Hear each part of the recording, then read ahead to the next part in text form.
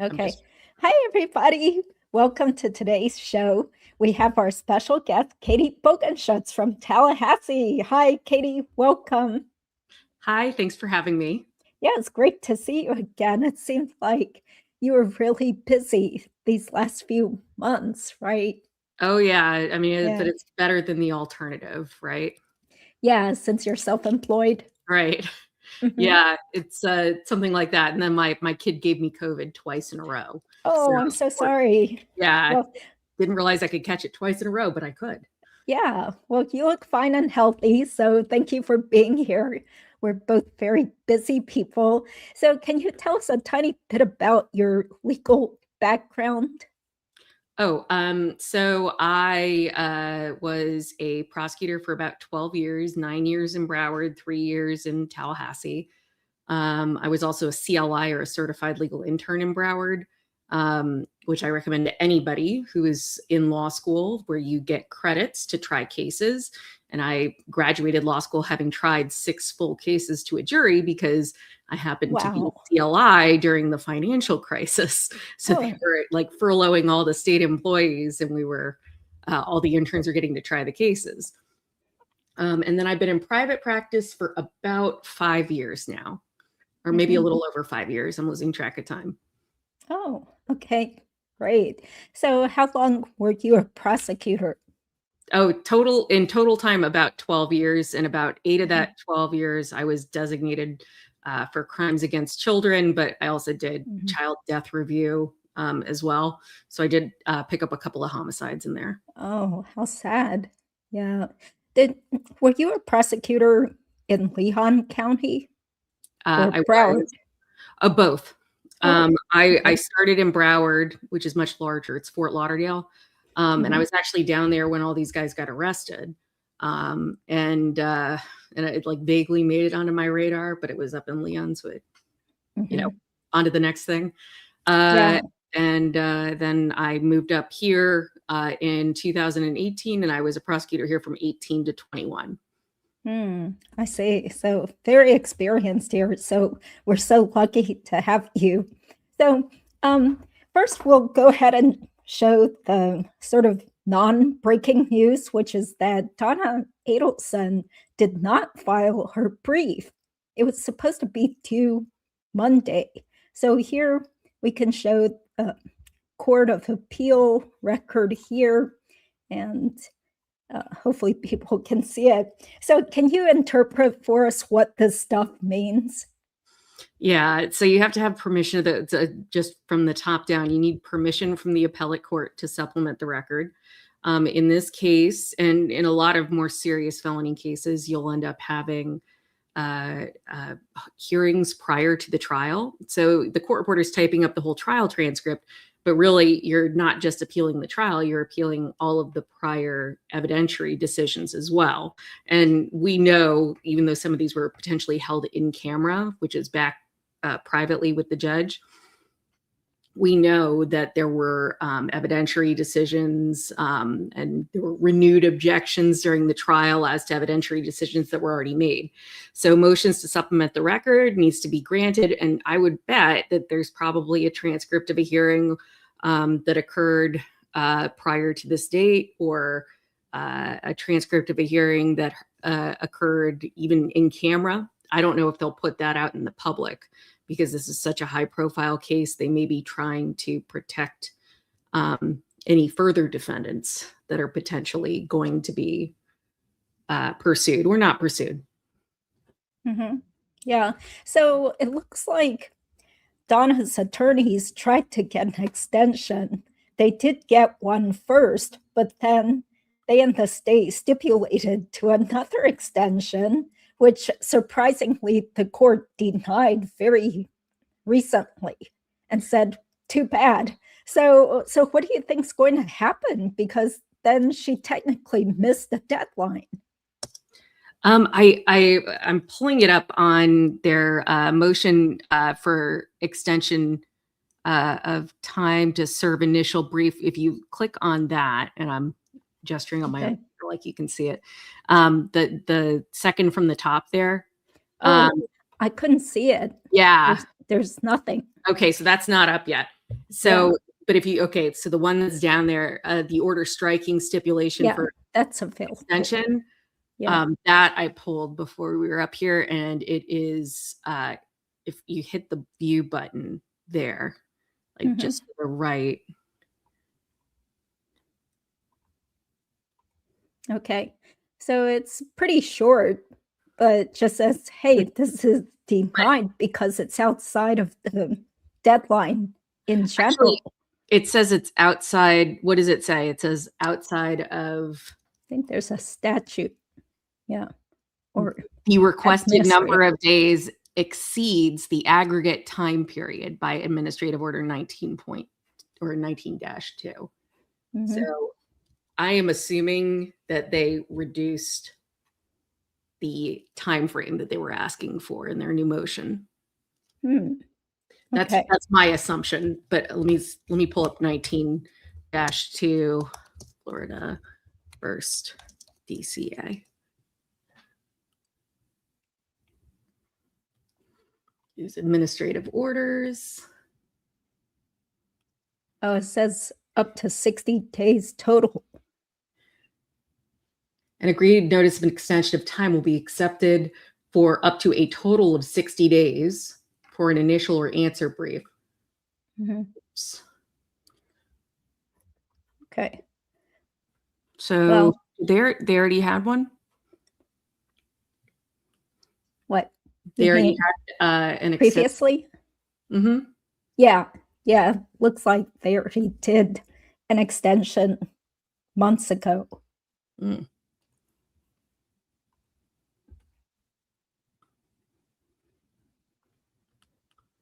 Alrighty then. Yeah. So hopefully this will be publicly available soon so we can see exactly what's going on instead of just guessing. But this sounds very bizarre because you would think appellate attorneys have to pay close attention to deadlines. Recently there was that in that Mackenzie Shirilla case in Ohio. They missed it by one day, I think, because the year that they filed it was a leap year. I heard about that. I 100% think that at some point in time they're gonna let the lawyers fall on their sword and let her actually file the appeal, and they should.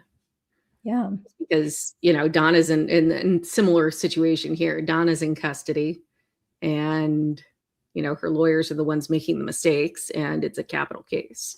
So, yeah.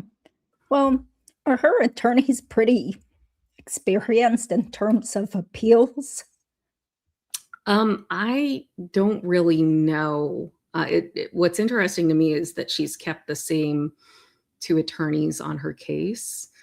So they must still have a good relationship going. But it seems like she gets along great with all of her lawyers, frankly. So Rashbaum thought that she was like a mother figure to him. Yeah, that might be going a little too native with your clients, even though all my clients have my cell number and stuff. But you got to draw the line at some point. And you said that the third person, Ms. Donna Lake, I'm not sure how to pronounce her name, but you didn't know much about her. I didn't, and I had meant to ask a friend of mine that had done appellate law, and I actually forgot to do that. So I have no further information for you. Yeah, well, just through Googling, it looks like she has had experience working for the Attorney General's office, and it looks like she probably does focus on criminal appeals. And she's probably in her maybe 60s or something, although she graduated from law school, I think, in the late 90s. Well, I mean, that gives her, we're moving forward in time, like 25 or 30 years of experience at this point. Yeah. So maybe she's the real person doing the appellate work, because it didn't seem like Fulford was some sort of appellate specialist. No, she was a prosecutor for most of her career, and by prosecutor I mean like trial prosecutor. I mean the people at the AG's office, the way that they structure appeals is the AG's office will, the Attorney General's office will handle appeals on the state side, and then the public defender's office, depending on what circuit you're in. So like our appellate court, the first DCA is in Tallahassee. So it's heard here. So our public defender's office in Leon County has an appellate unit. But not every public defender's office has an appellate unit. In South Florida, the 4th District Court of Appeals is in Palm Beach. So when I was a Broward state attorney, our appeals were held up there.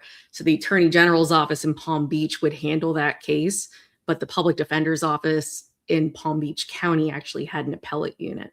So it's a weird way to structure things, that it vaults to the Attorney General's office, or maybe vaults to a different public defender's office, or a different, if you're privately retaining your lawyers, obviously, then that doesn't apply. Well, if Donna is privately retaining Zeltman as well as Fulford, then that pretty much means that the third attorney is also privately retained, right? That's what I would expect, yeah. Yeah, because you can't get a public defender unless you have some sort of income, right? I don't know, requirement. But with the law, there's always an exception on appeal. I can't come up with one.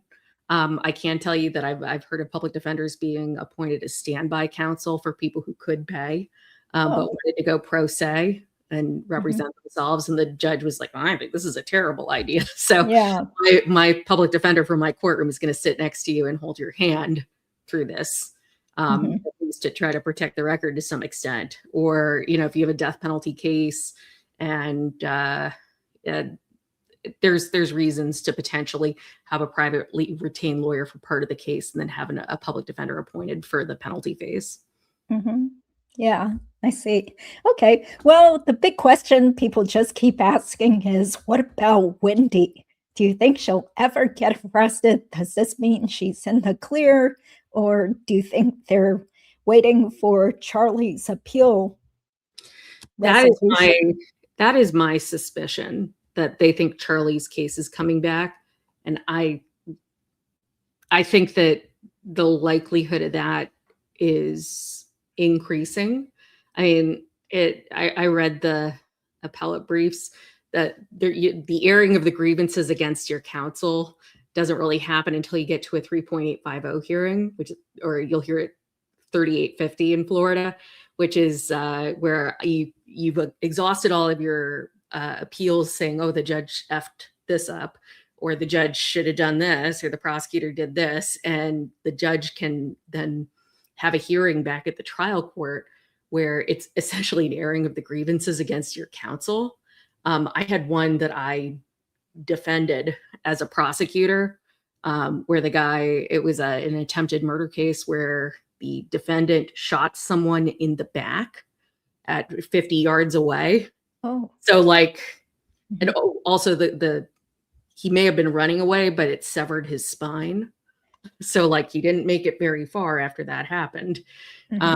So 50 feet away from the shooter, and the shooter was back at the trial court saying, I was rendered ineffective assistance of counsel because my lawyer should have brought up self-defense, and shot him.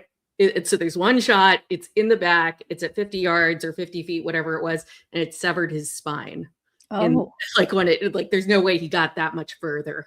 Yeah. After he shot him. So, I mean, it was a very what kind of a hearing, but it's really interesting because when you bring up an ineffective assistance of counsel claim, which is I think where they're going to end up in this, you essentially waive all the privilege you have with your lawyer. So, or at least as much as we could see a lot of ugly facts coming out, you think?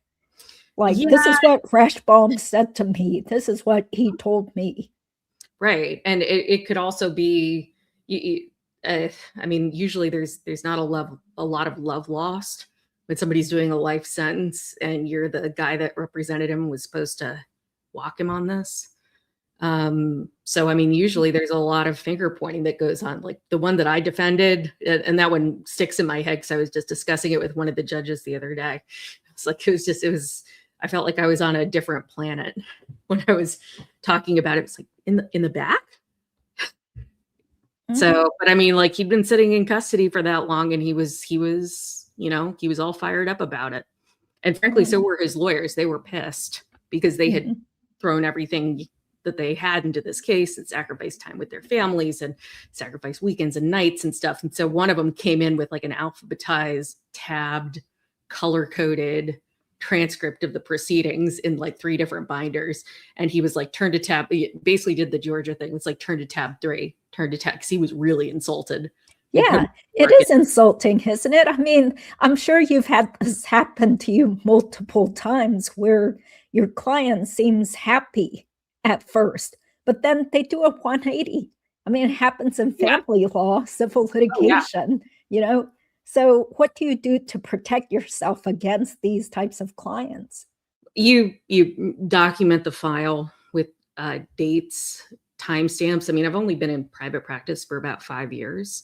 So it really hasn't come up for me that somebody has taken such issue with my representation that we've ended up at a hearing. And in fact, I don't think anybody's taken much issue at all, knock on wood. But all you need to do is sit in on one of these and you will learn how to protect yourself as a defense attorney, that, your friends are not always your friends. Sometimes you're documenting the file. I have software it's expensive, but I pay for it because it'll have like a time and date stamp next to my notes so that nobody could ever accuse me of making it up notes, or if it I write down notes this week from last week. At least they'll be dated this week. So in 2 years, you'll know I was like, oh yeah, I forgot to write this down last week. So that's what I have. And then I take handwritten notes in the jail. I put a date at the top of it, and then I scan those in and put those in my computer system with the time and the date and everything else that I went to meet with the guy. And it also helps me keep track of my paperwork too for the case. Yeah. Well, getting to Charlie's situation, do you have an opinion as to whether Rashbaum screwed things up, where he really shouldn't have represented Charlie after representing his parents first? I don't know what waivers they thought they had. I'm very interested to hear that. I'm actually a little bit more interested in the fact that neither the state nor the judge said, well, cough up that waiver, I want to see it.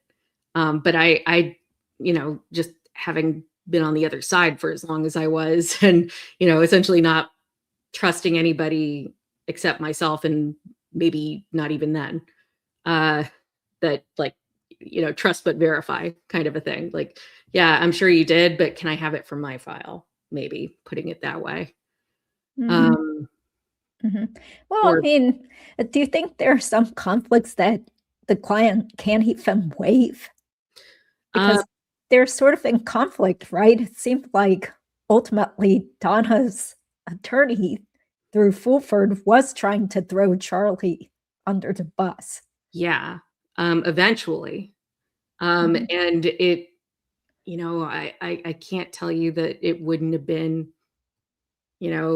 maybe more intelligent for Charlie to potentially throw Donna and Wendy colluding together under the bus. Wendy's the one that speaks Spanish. Why is Charlie hiring these? That's right. Primary Spanish speakers. Although, for those of you who've never lived in South Florida, pretty much everybody speaks a fair amount of Spanish, even if you're not fluent. So it may have worked better on a jury up here than it does, or it would down there, because you can pull somebody off the street that's completely fluent in both languages. Yeah, very interesting. Yeah, you had said before that you thought that whole extortion theory could have been credible down in Miami. Oh yeah, because the culture is different. Yeah, I mean, people really don't like police officers down there now, whether they have a good enough reason, a good reason to do that. I was discussing with one of the judges the other day. There's attorneys that are on a retainer with the or the PBA, the Police Benevolent Association. They get called out a couple times a year to police shootings, and that's not something we need up here because it's fairly rural. But there's a shooting and there's an investigation, and suddenly your lawyer shows up in the middle of the night putting his tie on over a nightshirt to help you get through this interview as a police officer, most of which are good shoots, but they're still entitled to counsel. And like, that's a cottage industry down there. And I'm not saying that, any of them are bad shoots, but there's seeing enough of it can certainly make you skeptical of police officers. And seeing enough of frankly, we had a public corruption unit in Broward that we would police officers that were stealing from people that they arrested. And when I was in the sex crimes unit, I prosecuted a cop. It was gross. It was awful. Oh, what happened? Just real briefly, did he assault someone? It was his foster daughter, I think is the right way to put it. Like, I don't know, but foster daughter, she wasn't really placed with him. I don't know if foster is the right word for it, but anyway, a 17-year-old that was living with him. Oh, okay. That's pretty awful. Yeah. Okay. Well, so let's get to this whole, did you see Professor Joe's video where she was focusing on, why perhaps Wendy hasn't been arrested, or people's thoughts on the whole case? No, I have not had an opportunity to do that. I probably should have today with the drive I had. Yeah. Well, a lot of it was the same talking points that all the people addicted to Dan Markel's case have discussed ad nauseum, like maybe the prosecutors just don't think they have enough evidence to get a conviction. So do you have an opinion on that? I think a 3-hour verdict on both the Charlie and Donna are enough to get anybody's self-esteem up.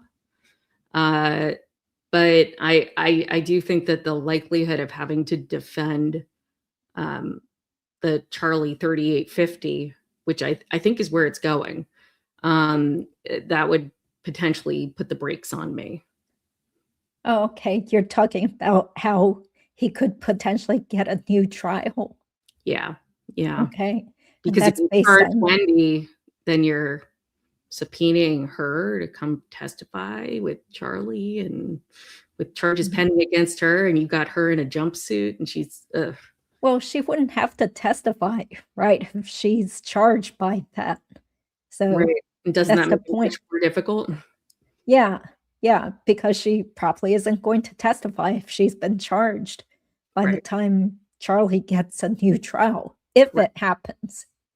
Right. And I think knowing what I know, it really sounds like he's got a colorable argument as to getting a new trial. I don't know if he will, but he certainly has an argument for it, more so than any of the other arguments. And I'm persuaded that it's going to be an interesting hearing. Oh, okay. Where the gloves come off and there's mudslinging and poor Rashbaum has to come and answer for himself. Yeah. And what's interesting is that, like, there's people that are, for example, I share space with somebody who's a former public defender, and she is a PD for life, and she's a PD in her brain, and she's it's like a nationality almost for her. And she was actually going to testify at one of the at a 3850, and I was shocked that she was like, well, I always do think I could do more for them. And I'm sitting there going, are you kidding? Like, I saw what you put into this case. You killed yourself over it. You were never home. Your dogs are peeing on the floor. Like, it's like you can't, like, you couldn't even take your dogs out. And it's yeah, and it's what she's one of these people. It's like, I always could have done something else. but would it have made a difference? And in this case, the question is, I don't know if it would have made a difference. I don't know who came up with that defense. I certainly would have told them that maybe that would work in Miami, but yeah, but that's like a judgment call, in terms of strategy, whereas this whole, potential conflict of interest, that does seem pretty serious. Yeah, it is. And it's also like, I mean, that's a little less important. It's the like knowing the jury pool kind of a thing. Because I always tell defense attorneys up here, if you get a client from South Florida and you cannot talk them into taking a plea deal because they've been through the system down there and their PD has walked them on X, Y, and Z in court in Broward County, tell them to talk to me. And like, look, I lost cases left and right when I was a prosecutor, and up here they're a 5-minute guilty. Oh, okay. So it's it's just a different population. Okay. I don't know if you can really impute that to ineffective assistance of counsel when it's strategy, though. Yeah, totally. Yeah, I think Charlie could have had a better advantage had he had local counsel. Yeah, but it's like, trial strategy, that's when the answer is strategy, usually the court doesn't intrude on that. It's whether you did something or didn't do something. And the fact that Rashbaum could have called the parents as witnesses and chose not to, potentially because of, and I think the argument's going to be potentially because of that conflict. Yeah. That's the problem. That's right. Yeah. And also, I'm not sure if you know the answer to this, but why does it take so long to get some sort of hearing or decision when someone has made a claim of ineffective assistance of counsel? Because Sigfredo Garcia, he filed something close to 2 years ago and nothing has happened. So what's supposed to happen to get a decision? So things have been backed up. He was tried, if I recall, 2019. Right. He was convicted at the first trial, right? Yep. It was 19, maybe 18 he was tried. But no, it was 2019. Okay. October, I'll take your word. September. Yeah, September, October. So, but that's September, October of 19. That's 3 months before the pandemic. Really. Yeah. And that really gummed things up for a while, including getting transcripts. And I will note that the court reporting lost a lot of people that were employed doing that during the pandemic. A lot of people did career changes because there's people that live hand to mouth. And if nobody needs a transcript, you're sitting at home without anything. No income. Right. Yeah. Exactly. So, I mean, there were a lot of career changes. We've got a couple of decent court reporters. Frankly, I use an online transcription service now that will certify transcripts for me. So it's kind of, now, do I think the Court of Appeals is going to accept that? Probably not. But, in my lesser like depots and stuff like that, when I'm trying to save a buck for some of my clients. But to create a murder one transcript from the court reporter that was sitting there day in and day out, I mean, you see the number of continuances essentially that the court reporter asks for. And it's difficult. And some of these transcripts, I mean, like I saw one, I couldn't even pull it up, but it was 2,300 pages. Oh man, just one volume. Yeah, it's huge. Yeah, but in terms of Sigfredo's appeal, that decision came out pretty quickly. I think it was like 6 months or so after the briefs were filed. But then he filed his, motion for post-conviction relief. That's the thing that has just been sitting out there for close to 2 years, I think, at least a year and a half. And so I think there was an attorney who said, ultimately, there's supposed to be some sort of hearing where his old attorney is supposed to come and testify. But I'm like, well, then who's scheduling it? Nothing's happening. Well, and his old attorney, keep in mind, if I recall correctly, is no, Baya didn't represent Baya Harrison Oh, represents him on appeal. yeah. But wasn't it Sam Zanganeh? I know him from South Florida. No, well, the attorney at the trial was Sam Right. So it would Sengone. be Sam testifying up here. Oh, that's right. That's Oh, yeah. right. Okay. Wow. Poor guy. So he would have to get dragged up here and not get paid to come and talk about why he did a good job. Yeah. But look, when Yeah. you're trying a murder case, you are documenting everything in ways that as a defense attorney, especially, there's a very watch my hands kind of a thought to it, that you can develop a relationship with your client, but at the end of the day, you realize that at some point you may be trying to justify what you did to a judge, Mhm. or at least that's the way you should think about it. Yeah. So doesn't that stink? Because the poor guy, well, I shouldn't say poor guy. I'm sure he's very wealthy now, but Some, yeah, because he doesn't even live anywhere near whatever Tallahassee where they would have to have this type of hearing. And yeah, but we just got a new airline that's doing service from Fort Lauderdale to Tallahassee, and Delta does a direct flight from Miami to Mhm. Tallahassee. So, Yeah, you know, but it's get on still the fly coach.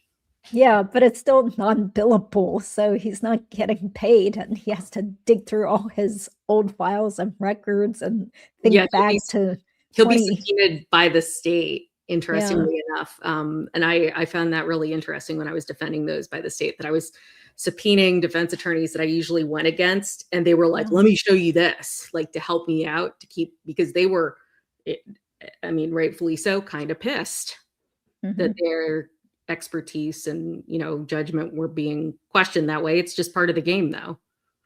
Mhm. Yeah, okay. Well, I think we had a question here. If you guys have some questions for Katie, please put question marks first so I can pick it out. Thank you for being here. And hi, Cowboy Girl. Katie, do you think Wendy would have been convicted if they tried her with her mother?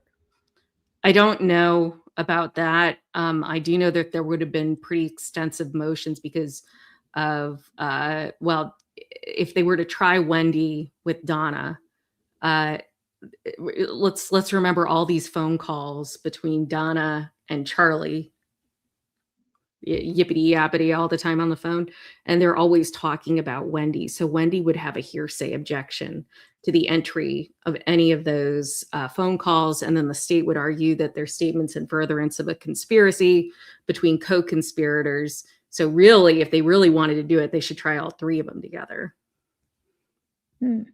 Okay. But of course, that didn't happen. So, Right. yeah, because I think the evidence against Donna is so different from against Wendy. So to me, Because, it makes sense to separate it. as I repeatedly tell my clients, because one of them didn't open her mouth and the other one couldn't shut it. Mm, hmm. That's right. So why would you want to be tainted by being tried together with your jabbermouth mom? Yeah, and then some of the stuff that she and Charlie talk about are just like not great. Hmm. Well, especially after the bump, that totally looked terrible for both of them. Yeah, Right. So you can't yeah, use that against or you could, the argument that Wendy would have is that's all hearsay evidence. yeah. State would say, well, she's still a member of the conspiracy's not over just because she's not on the phone. So that's there would be some serious evidentiary hearings about that stuff. Mhm. Yeah, would have made things pretty complicated, I think. So, Mhm. yeah.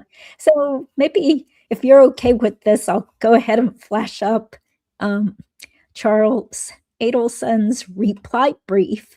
Since we don't have anything new regarding Donna's appeal, and you can give us your quick thoughts about some of these points they're making. Did you watch that video on Deep Dive True Crime when he covered the oral arguments? I did watch the oral arguments. It was mostly on the venue change. Mhm. But the problem is that Tallahassee is there's so much turnover here that you might not have in other areas of the state because of the legislature and the colleges. Mhm. Yeah. So maybe I could scroll down to that point because I think from other attorneys' commentary, that seems to be sort of a loser argument or not as strong because ultimately they did find the jurors who had no inkling of the whole case. And fairly quickly, too.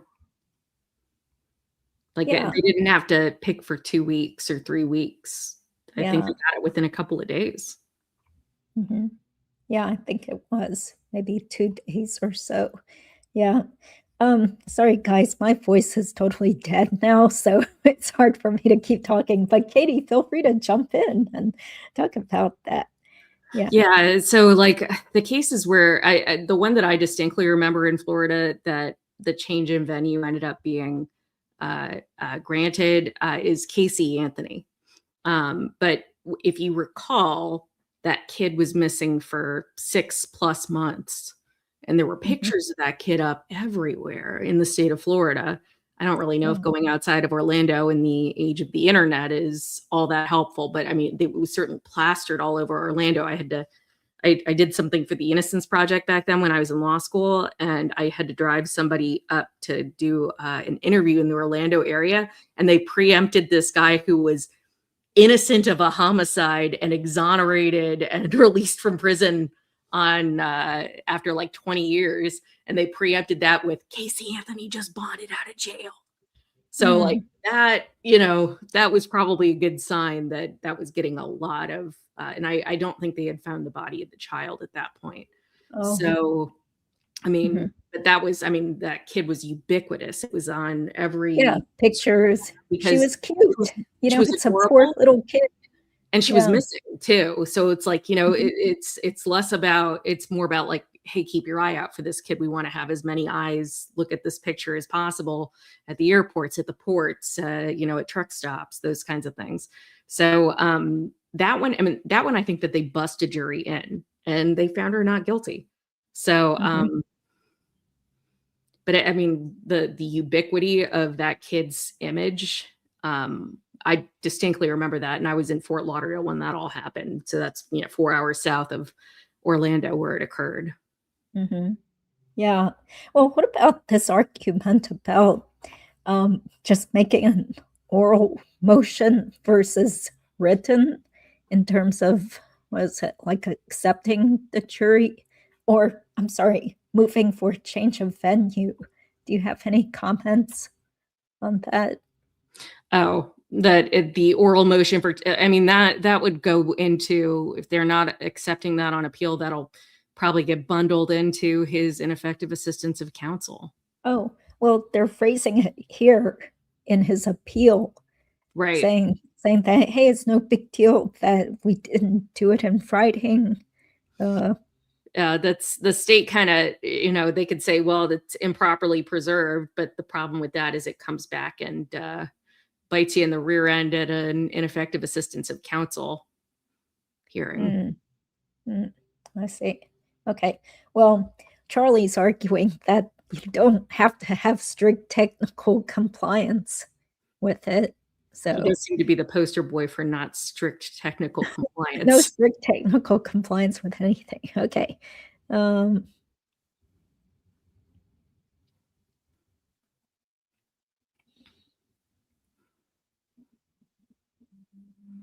Yeah, the court did entertain the motion. I don't recall, I don't think I watched that, but Judge Everett is fairly good at cleaning up a record. Generally. Okay. Yeah, because ultimately Charlie and his lawyer, they both did say they accepted the jury. So doesn't that count for something? Yeah, I guess so. I mean, what's the alternative? No. No, I don't want it.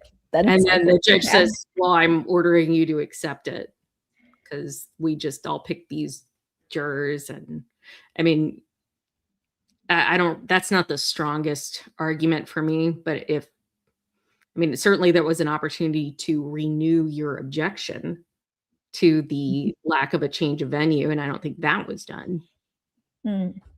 Okay. A lot of this is preserving the record, which they teach classes on. Okay. So now they're saying there was like pervasive community-wide prejudice from sensationalized local reporting, repeated discussions, prospective jurors who either acknowledged bias or lied about it.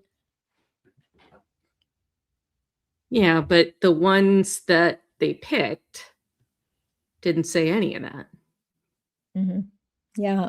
And the people who did speak with YouTubers, they said they either had no knowledge of this whole case or, that one young guy said that all he heard was that there was some professor shot, but he was like in middle school. High school, yeah. So he His didn't teacher care. said something to him about a shooting, and he was like, okay, not my parents. Moving Yeah, on. because he was like a, what, 7th or 8th grader back then? Yeah. So, okay. So do you think this venue argument is pretty much a loser argument? I don't know if you feel like saying that, but I do. I think so. And let's also, if I recall correctly, Casey Anthony, not to go back to it, I believe was going to be a death penalty case too. And there's right. I don't know. Let me know. I can't remember. I think, obviously it didn't make it to the penalty phase because of what happened in the rest of the trial. But, there's this line that one of my old judges used to, like, every single time a death penalty case came up, death is different. Death is different. So if the state is trying to kill you, you get every benefit of every single doubt. And because the state is not going for death in these cases, I'm not saying that, they should be offered less due process, but it certainly is a reason to bend over backwards for them. I'm fairly certain. Now I'm going to Google it because that's bugging me now. Okay, sure. Go ahead and Google that. Okay, let's see. What was the second argument here in Charlie's appeal? We can continue doing this on Saturday when my friend Cyril is going to be the special guest at 3. Yep, it was a penalty case. It was a death penalty case. Obviously it didn't make it there, but so that's another, like, I'm not saying it carries the day, but it is, you're being a lot more, you're bending over backwards essentially if you're the judge for the defense after a penalty case. So like in that Casey Anthony case, when they transfer the venue, does that mean the judge stays the same and the prosecutors stay the same, but they all have to be transported and stay in hotels? I think what they did in that case, if I recall, because the young days of DVR, I wanted to listen to the body farm guy that was the expert, so I just DVR'd the case. But I think if I recall, they had like bussed the jury in from a different jurisdiction and put the jury up at a hotel because they figured it was easier to do that than it was to move the entire trial and all the evidence and all the witnesses to a different jurisdiction. Yeah, imagine that. Like, where did they even get office space and places to have meetings and conferences and keep all their stuff? Keep all your evidence. So, especially for a murder case. I don't know if, I had a case where the entire 17th Judicial Circuit recused itself. Back when I was in Broward it was a child homicide case where one of the judges was potentially going to be a witness because the kid was in the system, was in the child welfare system, and a child welfare worker was assigned to the kid, and we were prosecuting the DCF worker but basically for like acts and or omissions on her part. Like the kid lost 60 pounds in 6 months and starved to death. And this worker was not telling the judge that, hey, I think there might be something wrong with this kid. So the judge might end up testifying, or at least, credibly could. So we had a judge come up from Miami to sit on that case. Mm. And so we all stayed put and the judge came up. That's very unusual, isn't it? Yeah. I've never had a case where a judge had to be a witness. Yeah. Yeah. And I mean, she ended up taking a plea, so it ended up not being a thing. But I mean, I remember being very annoyed with it at the time, that this was going to be, a big time suck for me. And the more I thought about it, the more I was like, yeah, I guess if I did try her, I probably would call the judge as a witness. I see. Yeah. You handle all sorts of very difficult cases. So, how do you maintain that professional relationship with your clients as opposed to getting totally wrapped up in their problems? I have a problem with that. And I think most lawyers do have a problem with that. It's like, I mean, I think I'd rather be maybe not in family law like you, but I think I'd rather be overly involved and not involved enough. And it's possible I have not been doing this long enough to realize that. Like I just keep an artificially low case count though. I don't carry 100 cases with 15 people in custody. I feel like you can't be effective like that as a defense attorney. Yeah. Yeah. It's like every case has the potential to totally suck you in and take over your mental space. Yeah. And sometimes it's not even the case. Like you think that it's going to be the murders and the rapes, but I've got a public corruption case open right now in a different county where the prosecutor admitted he couldn't prove one of the charges. And then he filed 32 more counts. And I was like, I am going to spend the next several days essentially having a stroke over this in my office. And it's like a 3rd-degree felony. It's something that like I just would have been like, not a big deal. Wait, what kind of case is that? It's like a public corruption case where the state said that they couldn't prove one of the counts, and then filed 32 more of that count.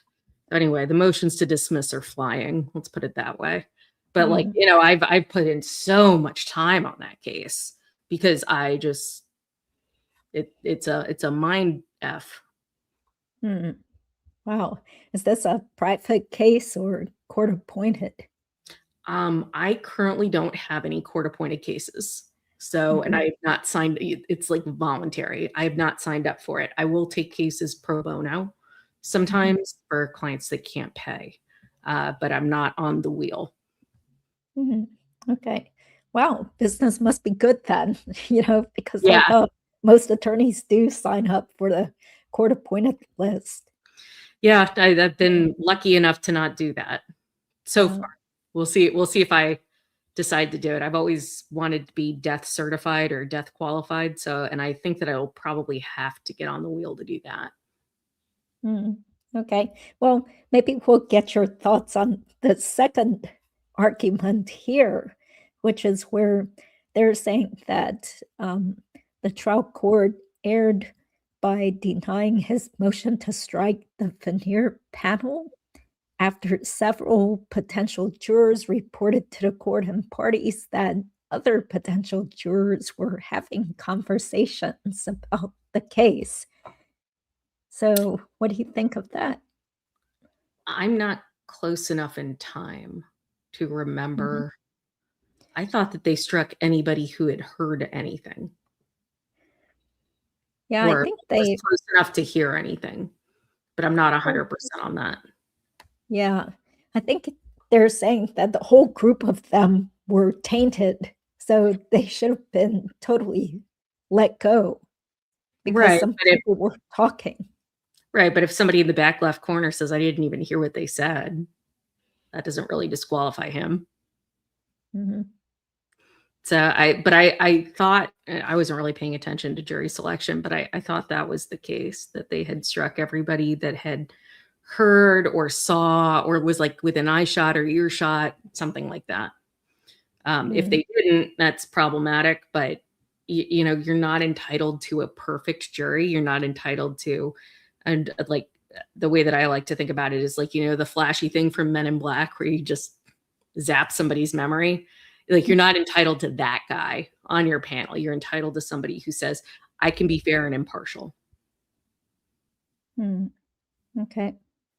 So they're saying here, Charlie's attorney objected and renewed the motion multiple times while the prejudice was unfolding.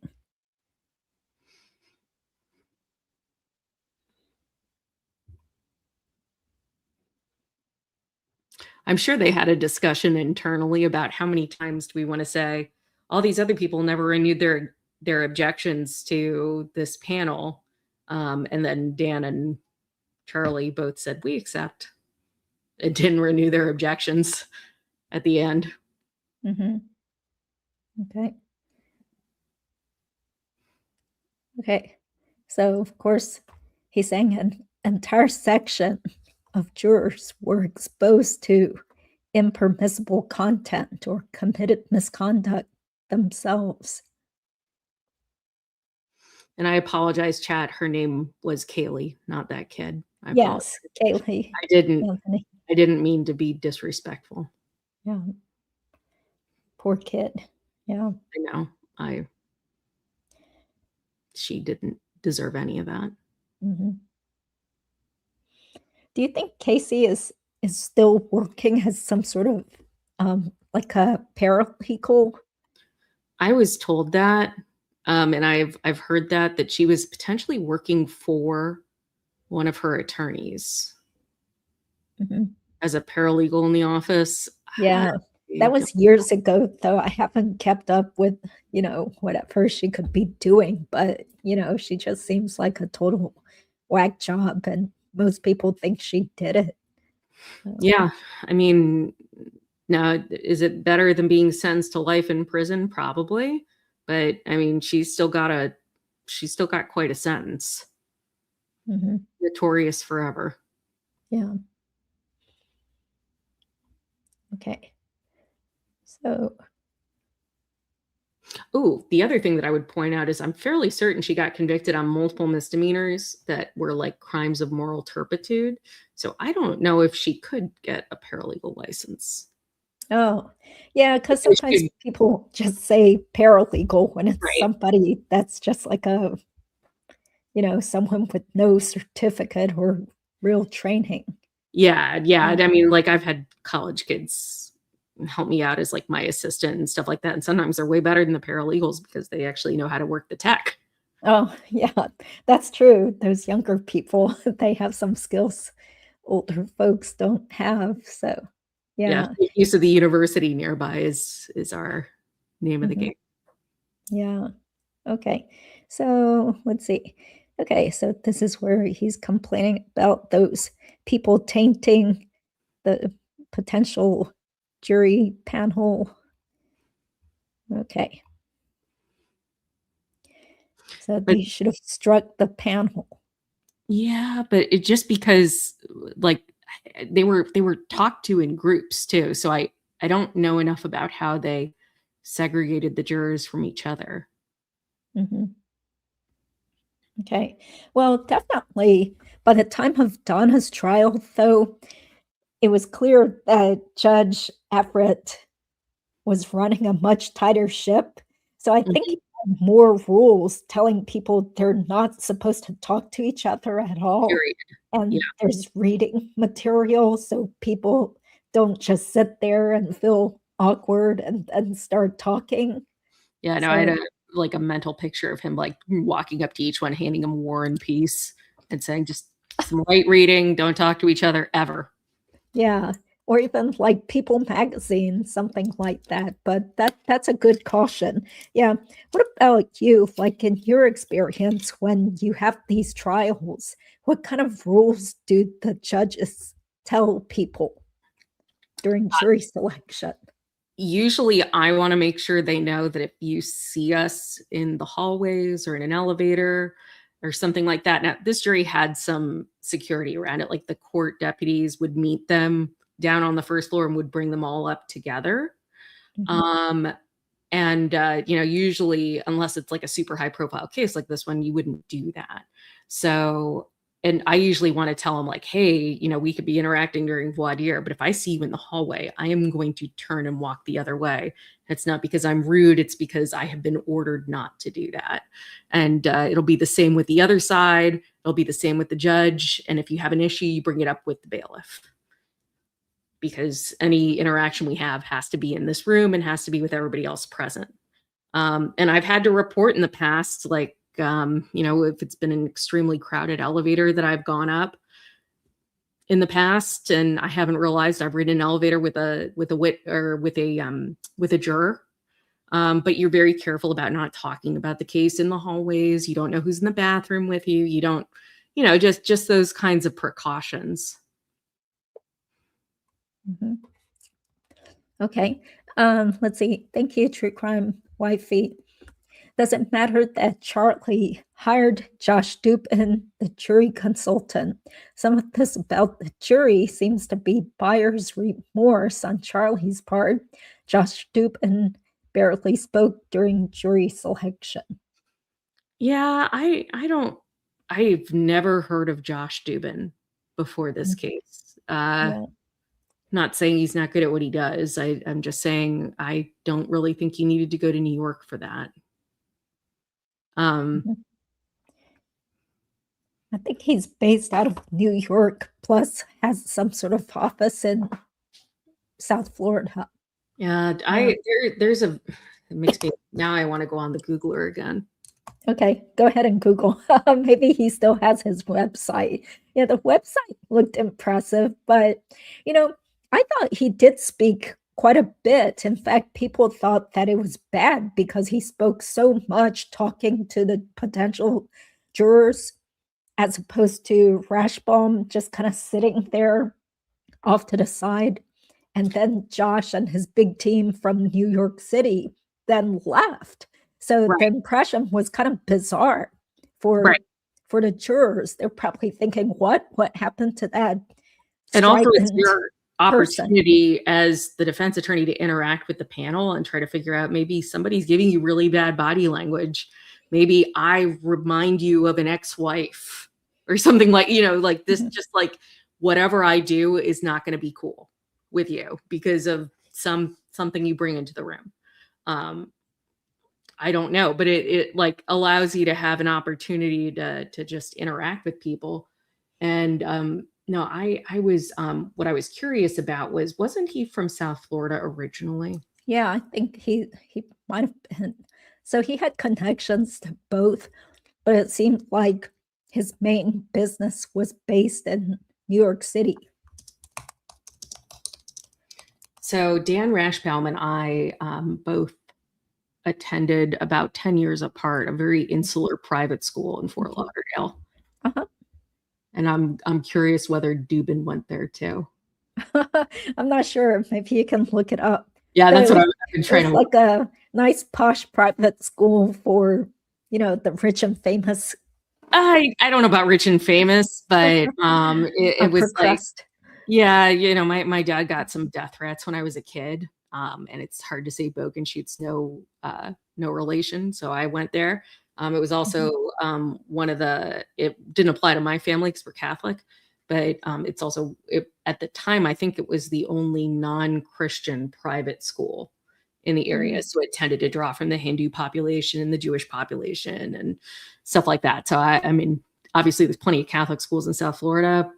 For me, it was more about like making sure the right kid got in the right car, which they didn't do in the 80s. Yeah, that's right. Okay, well, we got a couple of funny super chats, so thank you very much. Shuli's best man, Iso, I guess. Too bad you broads, not 50 years younger, both beautiful. Okay, this is just like an inside joke that has to do with this whole Dabbleverse community, but apparently there was some guy who was behind a YouTube channel who is now in prison for possession of tons of kitty corn. So, it was pretty disgusting. I can't tell you I would have been severely underage 50 years ago.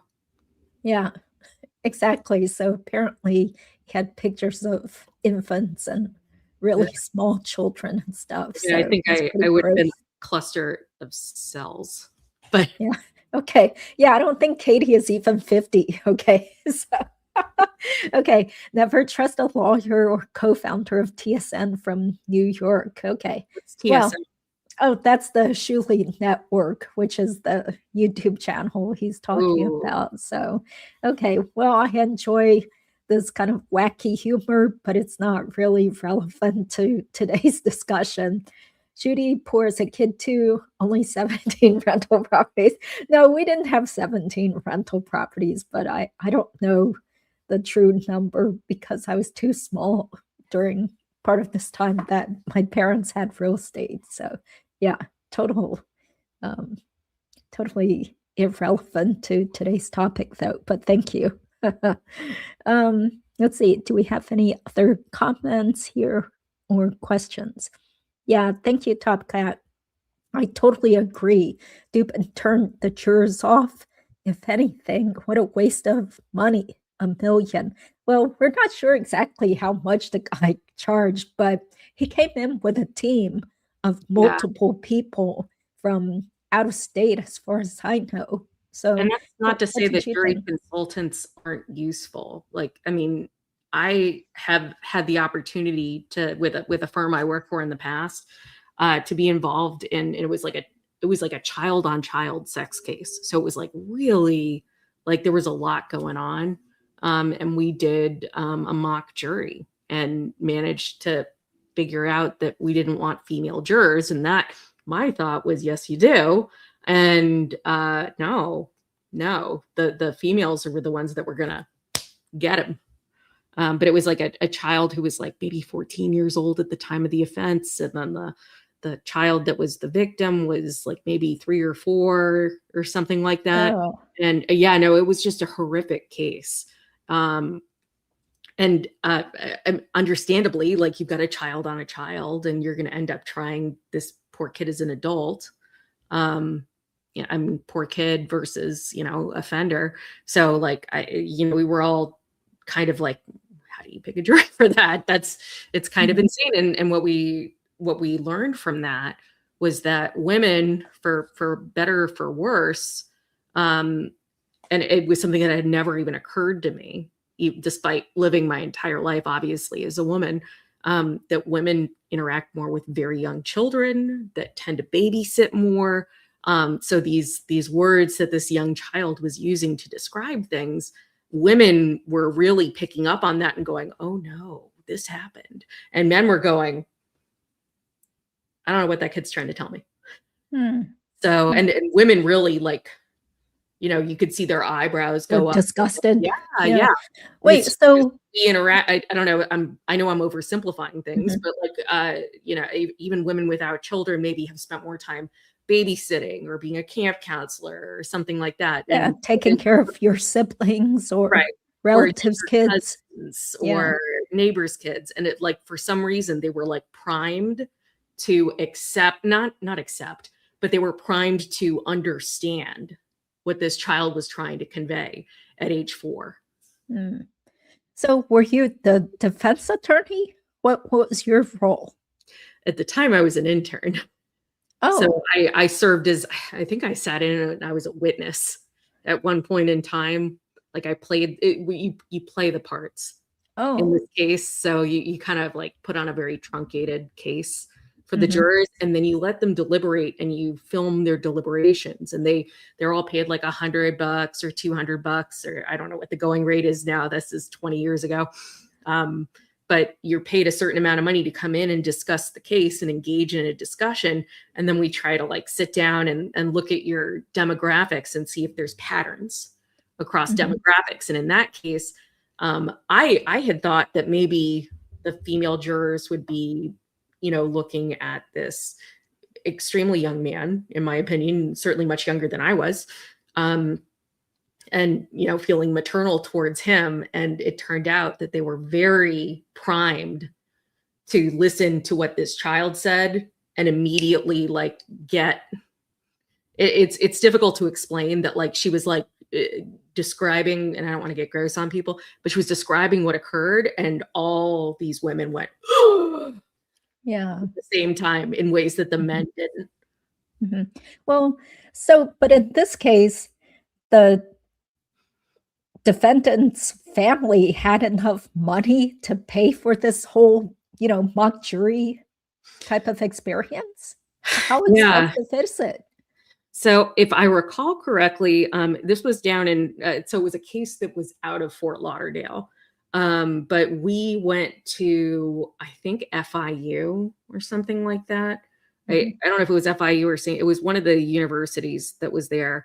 And I think we went down to Miami just to try to make sure it was an out of the area, or like, maybe jurors that weren't paying as much attention to a Fort Lauderdale case maybe wouldn't have recognized it from the paper, and had put up signs that said, hey, come get involved in this mock jury thing. And there was a jury consultant, and whoever came in, we explained the case to them. And then we would like try to put together panels of jurors that kind of mixed different demographics together. Like we would have like one younger white female, and then we would try to put like an older black male in with her, and like try to do some mixing. And if people knew each other, we wouldn't put them on the same panel, so that it kind of fostered a little bit more organic jury, interactions. But that's the thing that I really, now that I've spent as much time in sex crimes as I have, I realized that, oh yeah, no, women are ideal jurors for the state on those kinds of cases. But back then, still in law school, just kind of like walking around and stuff, and I thought that they would be sympathetic towards the defendant. No, they were not. That's right. Yeah, I think it probably also had to do with what the teenage boy looked like. Like if he looked very mature and big, then I think he would have a lot less sympathy than if he looked like a little pipsqueak. Yeah, and it was I thought he looked very, very young, but that was me probably a good 15 years older, or I don't know, maybe a little less. Yeah. But it was a really interesting experience, and I could see how that might be a useful thing to do. The question is, did they do it with Tallahassee people? And they probably didn't. Yeah. Well, so what happened in that case? I actually don't remember. Oh, now you got us all questioning. Like, no, it ended up not going to trial. I forget what happened. There was obviously there was, I don't know if it was a plea or if he was offered like juvenile sanctions or something like, but it was this big build up to trial, and then whoop, there was some deal struck. Yeah, that I was at a party to. Oh, okay. But obviously, interesting. but yeah, so, but I also wonder if they did a jury pool out of South Florida as opposed to a Northern Florida jury pool. Like I probably would have suggested that, rather than picking out of Miami, go spend the weekend in Pensacola or Panama City. Yeah, that makes sense. Yeah. Okay. Hi, Cowboy Girl. Could having a jury consultant negate Charlie's claim of a bad jury? I don't think so. I don't think the state brought that up at all. Yeah, I don't think so. I'm a little bit, I'm trying to remember, wasn't Josh Dubin like not even an attorney in the state of Florida? Didn't he have to like waive in, or was he? I'm not even sure. I'm sorry. Yeah. Let's see. Sorry, if that he's just kind of licensed here for a second. Yeah. But yeah, it's, you're picking out of a certain, or God forbid he picked or did a mock jury in New York City. That would be very much. Yeah, that would be pretty stupid. What a waste of money. Right. Oh, he is. Sorry, guys. He is a licensed attorney in Florida too. Oh, and he has an office in Miami as well. He was admitted in 2001. He went to Nova Southeastern Law School, which I have to say is not that highly ranked. That's where I went. Oh, okay. Sorry. Don't be sorry. I thought I knew where I was going to practice for the rest of my life, and I wanted to go there. Yeah. I mean, for some people, it makes practical sense if you plan to practice there. and Absolutely. depends on the cost too. So, yeah. Let's see what else. What is this? Oh yeah, that's funny, Top Cat. I remember I made a short video of this because it was so weird where Josh Dupin, he kept staring at everybody intently during the whole jury selection process to the point where he seemed totally creepy. And then he was exercising and lifting his legs up and down and stuff and stretching himself. And then he started kind of glaring or staring intently at Sarah Catherine Dugan also when she got up and moved past him. So it was weird. That's odd. Yeah. So I think that was when I played Bust a Move to that. I mean, I couldn't help myself. There was also a short to Physical by Olivia Newton-John when he was exercising in court. You know, you're probably too young to remember that song, right? I am not. Really? You know Yeah. Olivia Newton-John? Oh yeah. Yeah. I I'm can't 42. believe she passed away. Yeah. Yeah. Okay. Oh, thank you, Julie's best man. Okay, I Katie. sorry. Huh? I'm sorry. I drove all over the Panhandle today, and I had Starbucks. I apologize for that. Oh, okay. Why are you jittery? No, I've just been up since early, and I definitely had one latte there and one latte back. Oh, okay. Well, I'll let you go soon. So No, I'm we're just busy like, people. well, Yeah. I'm gonna what make it does through this like mean? multiple episodes of a show that we're working on Oh my tonight. gosh. Okay. Katie, tell details about kid versus kid case slowly. What? Yeah, that like Oh, I was saying about the kid on kid case, and I just kind of sorry. Okay. Well, I think this is a joke because, Iso is in prison for kitty corn. So he's joking that Iso would have enjoyed hearing those details about the child being And I am looking forward to a that's just time when horrible of we a name case. all of those cases CSAM, like child sexual abuse material, as opposed to child porn. It is, I understand why CSAM makes it sound like there's no consent, because there isn't, and child porn sounds like they're acting. And so that's, there's a movement towards states renaming statutes. Florida hasn't done it yet, though, I can tell you, because I was working on a brief on a CP case earlier. Mm-hmm. Yeah. Okay. Thanks, 5-Core-5. This person has been on the case for years and gave us lots of good information. 5-Core says young children soak up almost everything around them. Dan's boys should have been questioned, especially after they told Dan, Grandma thinks you're stupid, and he was trying to take her sunshine away.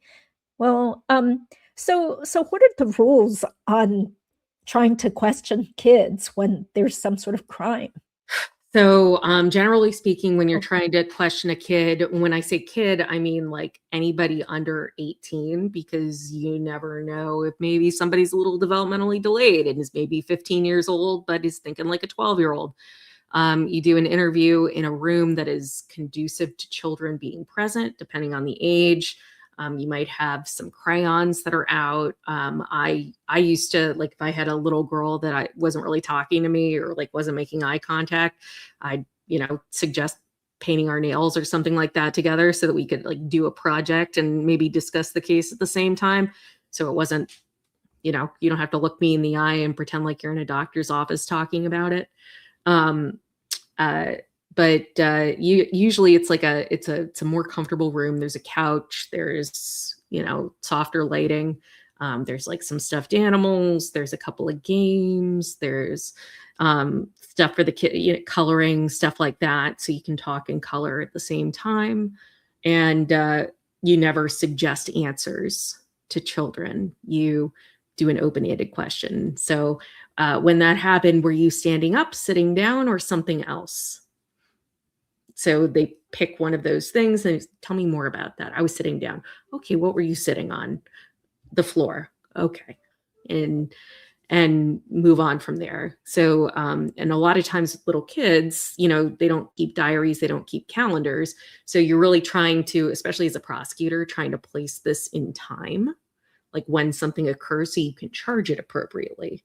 And it, a lot of times, like when we would charge something in sex crimes, we would have the child's date of birth, the alleged perpetrator's date of birth, the period of time that we thought it occurred in, and then have like multiple sheets of paper as to like when we could potentially place this in time based on, well, was it cold outside? Well, when I was in Fort Lauderdale, if it was cold outside, there's a very finite period of time that was probably occurring. It was probably in December or January, end of list. Up here, maybe more like a 4 or 5 month time frame. And then start asking things like, okay, do you remember if it was, did you get anything great for Christmas this year? I got a puppy. Okay, did you have your puppy yet? Or I got a kitten for Christmas. Okay, was your kitten in the house? Were the Christmas lights up? Do you remember if Valentine's Day decorations were up? Do you remember if you were in school or out of school? Were you wearing sunscreen? Those kinds of, or were you wearing bug spray, especially up here? Those are all things that you can do to try to put some brackets on it. Who was your teacher at the time? That might give us a school year. And then if it's cold, then we can say, okay, it's, 2017, December through 2018, February, and at least put brackets on the date like that. It's very difficult to question children. We used to have diagrams where we'd ask them to label parts of their body, because unfortunately it was child sex abuse most of the time. But when they're telling you things about their parents and their grandparents and things like that, I'm sure that they were just trying to shield these kids. And if I remember correctly, the older one was only turning 5, right? Yeah, that's right. Yeah. Well, but in this case, and was a boy, which for the men out there, I'm not trying to be mean, but like girls are significantly chattier than boys. They talk earlier, they talk more, they're more expressive. So I'm sure they were just trying to shield this child. Plus, the way I understand it, somebody just took off with the kids for Miami instead of allowing everybody to be interviewed. Mm-hmm. Well, but here's the thing, like it didn't seem like the police even tried to interview the kids. Do you think they should have? Maybe the older of the two.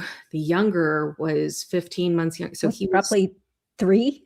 He was 3 and maybe turning 4 as a boy. The youngest child I am aware of that was swearable was a 3-year-old girl. And that was for something that had just happened.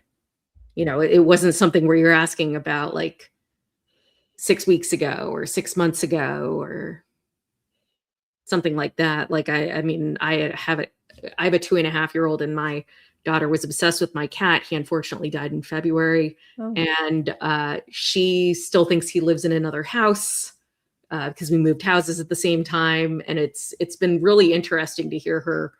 I mean, she was obsessed with him. And now it's like, well, he just lives over here now. And, all right. That's not obviously not true, but I'm fine with that. Farm upstate.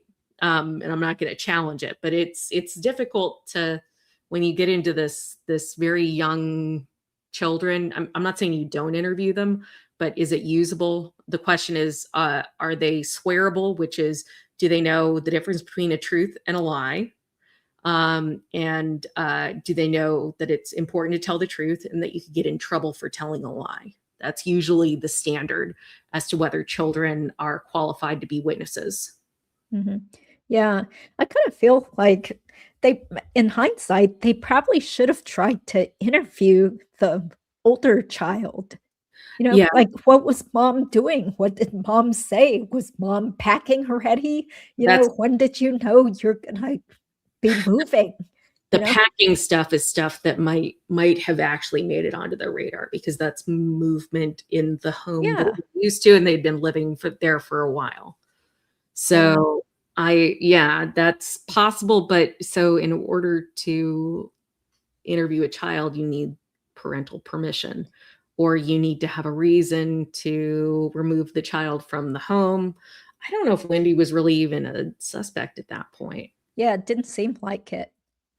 So Yeah. I mean, it's and wealthy family, they would have hired a lawyer to try to file for a protective order to stop you from interviewing the child and saying, well, the kid just had his dad murdered, and now you're trying to drag his 4-year-old rear end into some kind of an interview where you're going to ask him about his dead father. And no, I'm not going to allow that. Oh, so what do you think would have likely happened then if they had bothered to try to interview the child?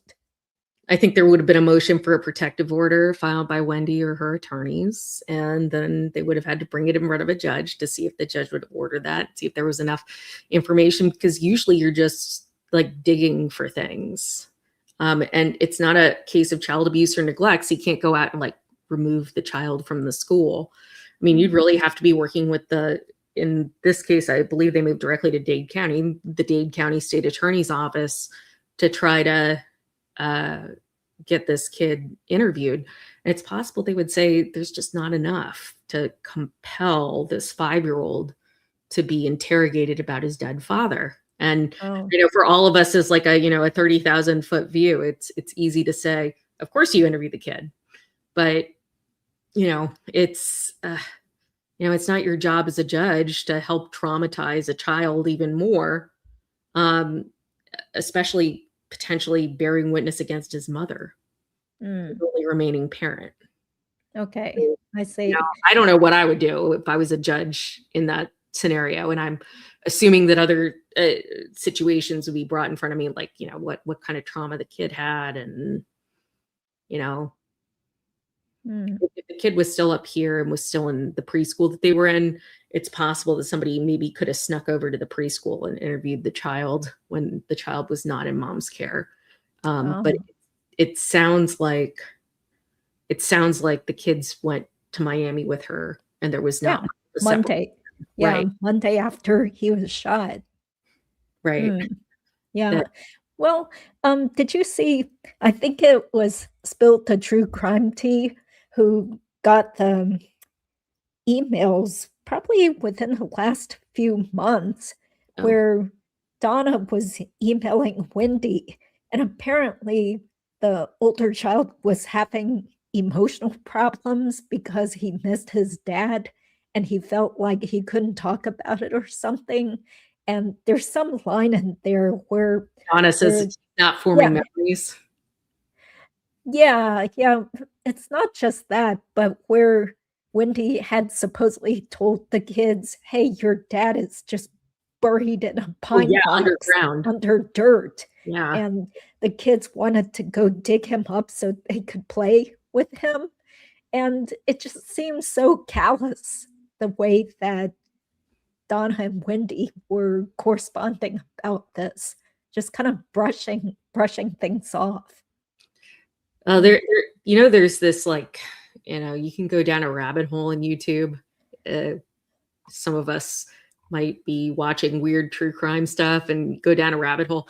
I've watched like some interviews with morticians and stuff like that, where the remaining parent has like had a discussion with the it's a car accident or something like that, where you're not nobody's going to be at fault, at least criminally. But there's like a discussion of, should we let the kids see him or see her? And there was a mortician who was talking about how like these very young kids were asking when mommy was coming home, and they weren't understanding that mommy would never come home. And the dad had asked her to really work on the mother for purposes of the children seeing her and touching her and knowing she was cold and no longer there. So, Oh, it's there's no right answer in these scenarios. And she was talking about how much extra care she took on this project to not add to this, but that she appreciated the fact that the father was just trying to, give the kids some finality there, as opposed to continuing, or maybe even thinking that mom abandoned us. Um, mhm.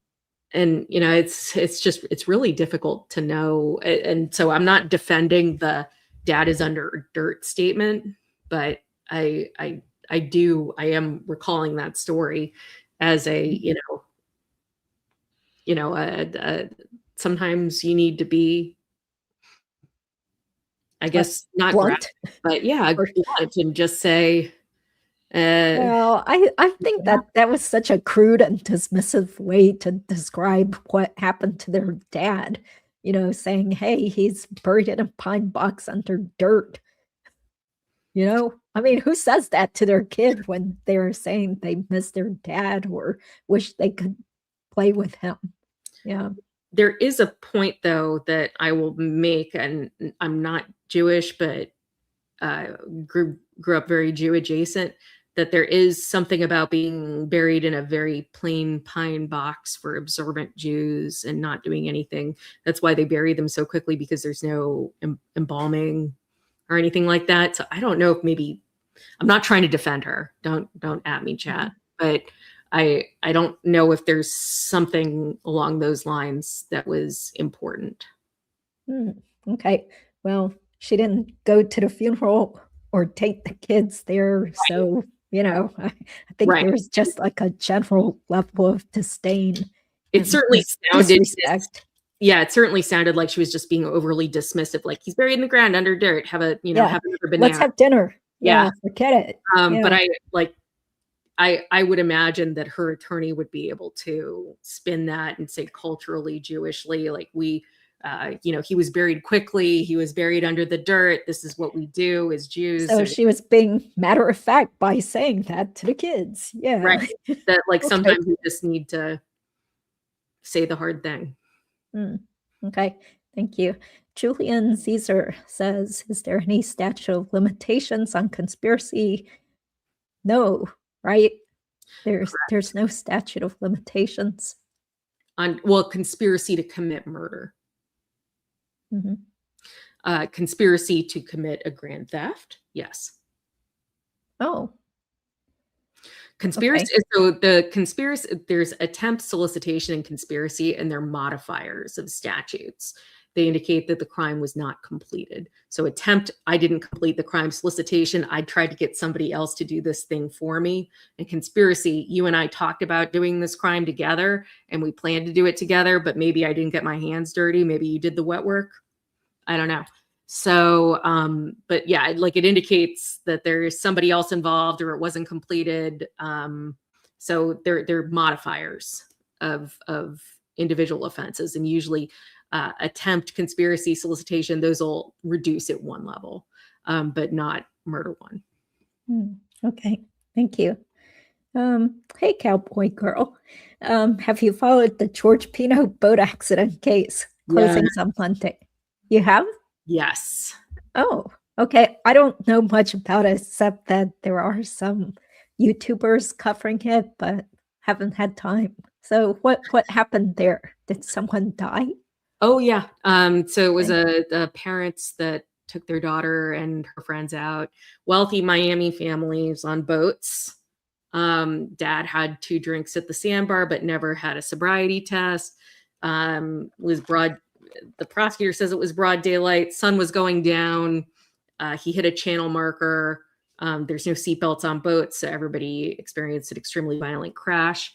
One girl was trapped under the boat, ended up dying at the hospital later from complications due to drowning.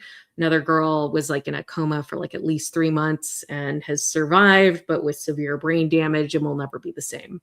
And I believe she's still in a wheelchair. I don't know if there was I don't know if it was a spinal issue or if that's part of the brain damage.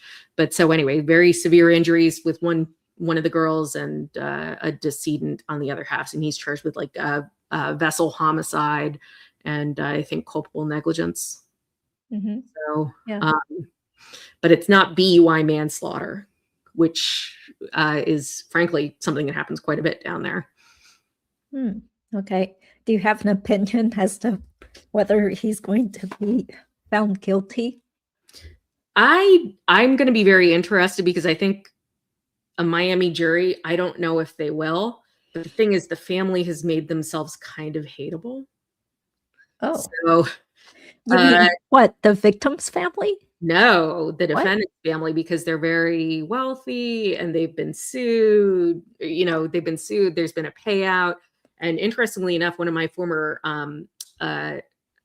you know what? I don't think Brent and I were ever partners, but one of my former colleagues is now a civil plaintiff's lawyer, and he testified in the case to some of the admissions that were made in conjunction with the civil lawsuits on behalf of the injured and deceased girls.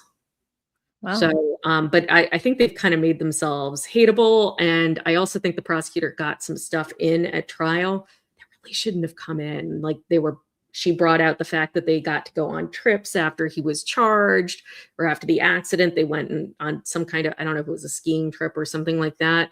And it's just, that's not really relevant. So, yeah, but that's right. It's going to make you hate him for Yeah. saying like these parents buried their child and you're skiing. Just lifting it up. Right. Yeah, And like I when I heard that, I was like, ooh, tell me there was some kind of a hearing on that one. Yeah, it reminds me of that whole Murtaugh case. Right. Yeah, no, we went to the bar association thing. Okay. Yeah, this is Linda, who has actually been on this channel a bunch of times. Thank you, Linda. She was also a former prosecutor. Sorry, I can't talk anymore. Okay, Katie's theory makes sense. The risk of Charlie getting a new trial, needing Wendy's testimony. But I agree with Katie. There's enough to convict Wendy. Fingers crossed. Yeah, I think there is enough. I wonder if this isn't strategic. I haven't, I'm friendly with both of them, but I would never ask it. In fact, I don't want to know in case I talk in my sleep. Even if they would tell me if there was plans for it. That's, let them do their jobs. Let them cook. Okay. Let's see if we have any other comments. I guess we should probably wrap things up soon. I'm sure you have stuff to do also. Yeah. Okay. Hey, Debbie Martin. Isom said on Mentor Lawyer's channel, he never suspected Wendy. Yeah, Wendy knew she would be a suspect. Yeah, it seemed pretty, years later. The Isom interview was just last year, and he was still acting, I'm sorry to say, he still seemed kind of dopey, and he still seemed skeptical of Jeff Lacasse, which I think at this late hour is just ridiculous. Yeah. What do you think? No, I agree. I think that there is no way that Jeff made it all up and exaggerated. Or had any motive other than, I think that he kind of poured it all out there. Like he was overly honest, if anything. He's trying to say, like, I'm telling you all this about her, but I'm telling you, if she came back to me tomorrow and said, let's get back together, I'd probably say yes. That is like, why would you admit to that? There's additional credibility there for him. I don't know if I would admit to that. Like, oh, somebody dumped me. I'd probably get back together with him. Well, that's how mesmerizing. No way. No way would I admit that. That's how mesmerizing she was to him. Like, yeah, and I also think he's a little older. He's been married. He's been divorced. So, like, what is he? There's a little bit of, the older you get, the less pride. I think maybe a little bit more humility. But I certainly never would have in my 20s. Hell no. That guy's dead to me. Okay. Yeah. Okay. Thank you, Lakeside Lawyer. She's saying you're an outstanding lawyer and guest. Yeah. There are a heap of females between Wendy and Donna we haven't seen yet. Yeah. And so the same thing goes with trying to get jail calls. Didn't you say a while back that they could be holding back the release of jail calls because it's still part of some ongoing investigation? Yes, and there are rulings that jail calls may not be public records if they're not. It depends on what they are. If they're calls that are about the case, or like in Donna's case about like maybe fleeing the country in the Miami International Airport, that is something that could potentially be released because it's evidence. But like me talking about I had one guy that like would not shut up about the Miami Dolphins on one of my old cases. So that's always my example. And like, they haven't had a good year in a while. So it was really awful. was really tedious and awful conversations. But I usually, like if you're talking about like the New York Knicks, or it's not relevant to the case. So it's not something that I'm filing as a prosecutor as evidence. You could try to get it from the jail, and then the jail and the sheriff's office could make their own determination as to whether it's a public record. But I can even tell you that I've looked up some of these cases about getting jail calls, things like that, that if they're just you talking to your mom about Aunt Sally, probably, and assuming Aunt Sally is not the victim, it's probably something that's not going to be considered a public record. Okay. But there's always an ongoing investigation of it all that you don't even need to make that decision. Yeah. I kept thinking, hey, Florida makes everything open. But when I tried to get some of Donna's jail calls or prison calls or something, it was just quickly shot down, which was kind of surprising. Then how does some of these jail calls wind up on YouTube then? Is it just because they were used as evidence for some court hearing? So the ones that I recall, because I clicked on a bunch of these things, so it's now in the algorithm for me. The Mackenzie Gorilla ones are in Ohio. Oh yeah. So okay. That I and frankly I know lawyers up there and I could ask, but I don't know. I know she's in Ohio State Prison. I don't know what their rules are about releasing those. But as far as getting phone calls between somebody in prison and not the reason we got those calls between Charlie and Donna were because of what they contained. I mean, they were wild. Yeah. And it was part of discovery that had to be turned over.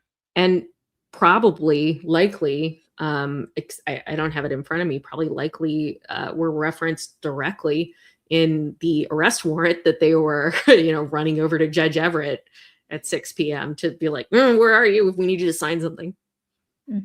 Okay. Quick legal question. Is it an element of conspiracy that the party did something to move the plot forward?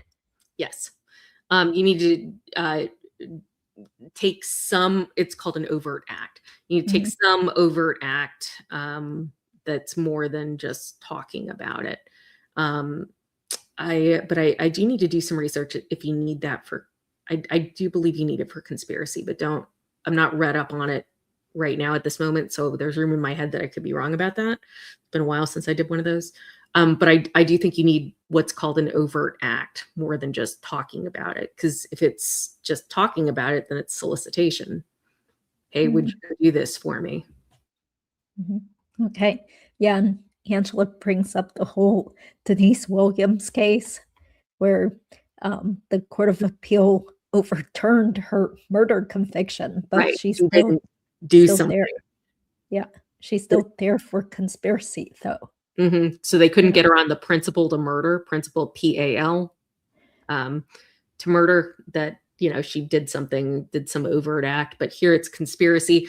I would argue that the overt act she did was gave her husband permission to go on this hunt. Like, I don't forget if it was like Christmas Eve or the day before Thanksgiving or something like that, where like it was a holiday and who would let their, you got a 1-year-old at home, like, you're not going hunting. Are you kidding? I mean, at least that would be me. Like, the hell you are. Yeah. Okay. We're going to be cleaning the house for when my parents come over. Okay, thank you. So Sir Tedrick Walker says, Dan Markel's lawyer, that's Stephen Webster, who has been interviewed here, stated he was going to file July 19th. Well, I guess 2014 contempt of court charges against Wendy for false financials, and Dan was shot the day before. Would that be brought up if there's a trial for Wendy? I think so. Yeah, and that's relevant. And there is something about, I actually have a co-defendant case with Stephen Webster, so I've gotten to know him a little bit better over recently. And there's something that is just like extremely sincere about him. He was an excellent witness. Excellent witness. Like, I was covering for him in this case last, what was it, August, that the trial went, because he was under subpoena. But like, he is devastated over this. Will, this will be burned, seared into his memory until the day he dies. But wow, was he a great witness. Mm-hmm. Yeah, you could tell because even when he was talking on YouTube, he just still seemed so traumatized by this. When he got the phone call from that person from the police department and the bewilderment finding out that Dan had actually been shot and he was out of town too. So like, what do you do when you're out of town and you drove and you're with your little kids and your wife? Like, yeah, at a baseball game, I think. Yeah. He was so they obviously didn't need him for the conviction, but I mean, I would venture that he's an extremely credible witness, and I've found him to be a very good lawyer, especially the two of us being on the same side of a case and bouncing ideas off each other. If he said he was going to do it, I would bet it was already typed. Mm-hmm. Yeah. And he doesn't make idle threats is what I'm saying. Yeah, exactly. He's not just BSing around. But I wonder if somebody's got a copy of that, whatever he would have filed. Yeah, he probably still has it. Yeah. And I felt like it was so refreshing to hear from not only a new witness, but someone who could really bring Dan Markel to life and talk a little bit more about what his personality was like and what his attitude was towards Wendy and the court proceedings, and that he was like a nice, fun to talk to, down to earth type of person. Yeah, well, and let me play devil's advocate for a second as to that as well. He got away with some crazy stuff during the filings. No. Oh, Stephen testimony. Saying stuff. Like, I really liked him. He was the salt of the earth. He was so smart and good, and he was trying to do the right thing with Wendy. And I'm like, somebody ought to object here. Well, they probably didn't want to look like a jerk objecting when the guy's just trying to finally have his say after so many years. So yeah, I'm sure it was strategic too, that like they're not gonna try to shut him down. He wasn't a good guy at this point in time because it makes them look bad, but like, oof, like he was devastating. Yeah. Mm-hmm. Yeah. So we're so grateful for him to be willing to just come out and speak sort of on behalf of Dan still. Yeah.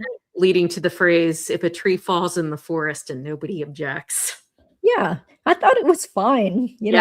Other people said that too, that he probably got away with saying too much that should have been objected to. So it actually kind of reminded me of like when we would play witnesses in law school for each other, and you would just see like how far you could push. Yeah, he's trying sneaking in other things. Yeah, exactly. Going on tangents. Yeah. Okay. John says, isn't Jeff married now and has a child? Yeah, people keep saying this, but from what I heard from someone who actually knows him, this was at least 3 years or more. But that person said, no, Jeff was not married and had no children back then, although he had a girlfriend. So who knows what could have changed in the last 3 years or so. So yeah, but I don't think he wore a wedding ring, though, because people would have jumped all over that. I think there's some, fascination with him, with some of the true crime people who are like, oh, he seems like such a nice guy. We hope he's happy now. But I don't think he's married. But what do I know?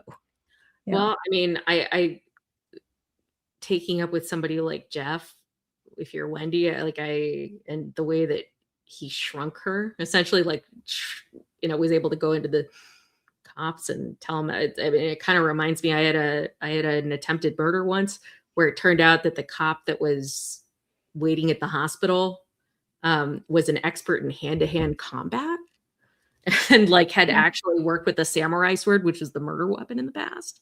And I was like, how the bleep did you end up just working at? So I mean, he was the perfect, or if you're Wendy, imperfect person to have witnessed and explained all these things. And he was remembering I mean, how many people would meet Charlie and be like, this guy is an offender? I mean, maybe me, but other than that, like, yeah. Alarm bells. He said alarm sociology. bells would be going off. Like Right. Like you'd he's have to got be some like, sort of disorder, conduct disorder kid. right. I mean, like Yeah. it would basically have to be like another cop that met him to be making these observations about Yeah. Charlie, about Wendy, about the parents, about like how we're all really secretive and Mhm. Or a psychologist. Yeah. right. Yeah. She really should have dated an engineer. Mm. Okay. Yeah, he was very perceptive. I Mhm. mean, to the points where he had notes when he went to the police. Yeah. Yeah. That's like, go date an electrical engineer. That they will Because they're not as care. perceptive if you Yeah, they will try to not. get away with something. Yeah. You can dye your hair purple and they'll be like, what? No, I don't, nothing different. Okay. Why was Wendy's phone not tapped? Yeah, because from what everyone said, it was because they probably didn't try to. They didn't think there was probable cause to wiretap her. Correct.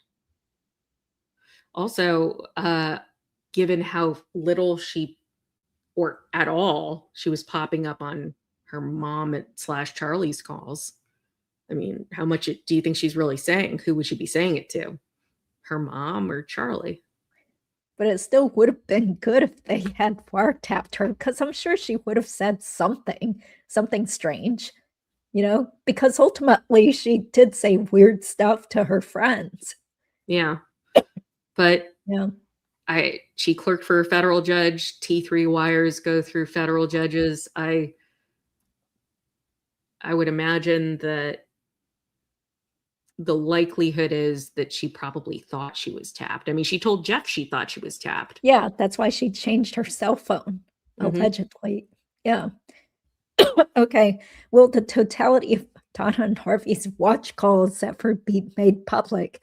Yeah. Do you think that issue just got brushed under the rug? What could be happening?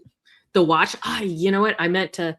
It's in my car. I bought a dumb watch, like Mhm.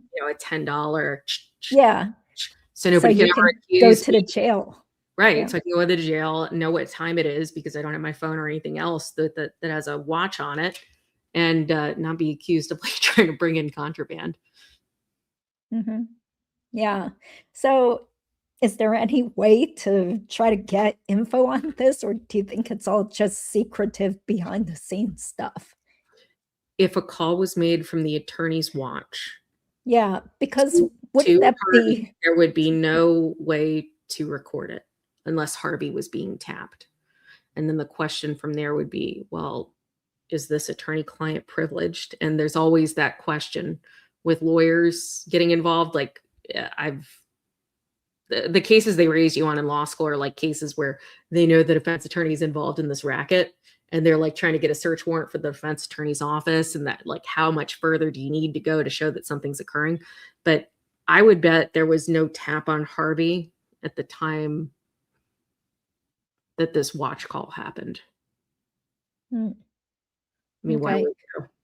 Well, that wouldn't even be public at this point, right? If they're doing some sort of investigation Right. in the background. Yeah. Right. But that did sound pretty suspicious, right? Because I think Tim Jansen said that's actually, is it a felony punishable by up to a year or so in prison? It would be introduction of contraband into a detention facility, and it's a third-degree felony, punishable by up to 5 years. Oh, Yeah, but like I don't wear a watch now, and I've got my little tick one like stuck to my gear shift now, so I remember to put it on before I go in the jail. hmm. But I keep thinking like at some point I might get a smartwatch and F myself over accidentally. Oh, okay. Gosh. Do you still focus on Leon County or do you practice in other counties? I don't mind the drive. And it's an hour earlier, very close to here. So if I take a case in Walton County and court starts at 9 a.m. in Walton County, that's on Central Time. And that's an hour and a half away. So I really only need to leave here a half hour earlier to get there on time, because as soon as I cross the line. So what I'm saying is I'd rather go west than east. Oh, okay. Okay. Thank you. True Crime Wifey knows this case very well. She says there are wiretaps of Harvey and Trina. One call was accidentally played briefly during Donna's trial while Sanford was on the stand. Ooh. Okay. Was it when Drina was in custody, or was it a tap for when she was out? That's what I'm not sure. I think Trina was still in custody because Harvey was allegedly probably trying to, entice her with the Piano rewards. Yeah, the $10,000 and the piano, and what is it, like access to Charlie's doctor friend to write prescriptions, or allegedly, remember? Yeah. Allegedly. Okay. Yeah. Okay. Well, let me scroll down because I can't keep talking anymore. So, Trina was in jail, so it's not a tap. It was on a jail call then. Yeah, must have been a jail call. Yeah. Okay. Oh, okay. She says, yes, Trina was in jail I'm thinking Harvey's cell phone was tapped. But Drina making an outgoing call to Harvey would also be recorded because they were in custody. Yeah. Okay. Yeah, I totally agree here, Crystal. I was more appalled by them offering her drugs, knowing she was an addict. Yeah. The last mugshot of her, she looked really terrible, when she got arrested again for violating probation. So, yeah, I thought her name was familiar, and it's unusual that I'll remember a name. Drina. It's Drina and Bernhardt. I had a Dr. Bernhardt growing up, so I remembered that, and it turned out I had her on a couple of drug possession cases up here. Oh, I hadn't really had much interaction with her as a prosecutor. I mean, but at the name triggered my brain. Yeah, isn't that sad when people know you in town because you keep getting arrested? I mean, she had it's kind of like having the last name Bogenschutz too. It's just like, I remember that. Yeah, it's memorable. Okay, Top Cat says it was when Trina was out, so her phone was down. Well, that makes sense too, because then they started using her to, try to contact information, listing her as a witness, those things. Yeah. Okay. Thank you. True Crime says Trina's out of jail again. Okay. Well, hopefully she's on a better path, but it seems like she just keeps having some trouble. Yeah. So, okay. Do you have any ending thoughts on this whole case? No. I think that I got to tell you that the 3850, the 3.850 hearing on Charlie is probably going to be like my Hotel California. It'll be. What does that mean? What's a Hotel California? It's like I will be returning here for the rest of my life. I thought it was going to be the Murdoch trial with the one juror bringing in a dozen eggs, and the judge seeing his entire career flash before his eyes, thinking, a dozen eggs. Oh, that's what you brought to court. Okay. I went to law school for this. Yeah. So, and so we're going to get another Murdoch trial now too. It looks like. It's going to be, I mean, it'll be probably the legal version of a food fight, this 3850 hearing. Okay. Yeah, that should be very interesting. Okay. Georgia said they released Trina in order to tap Harvey's phone. Oh, okay. Well, good. I mean, that's what he deserved, right? I mean, plus that civil case is still going on too, so I'll try to cover that. Up on the facts. I haven't thought about that. I've been doing boat crash in my spare time. Yeah. Okay, great. Well, I gotta get going. Next time I should know not to drink iced coffee on a live stream because I think it just made me more dehydrated and not able to speak. So I'm so sorry. Yeah, but thank you so much, Katie. It's always great to talk with you. You're such a wealth of knowledge here, and people love hearing from someone who's actually there in Florida, well-versed in criminal cases. I'm always happy to chat. it stops me from talking my husband's ear off about these things.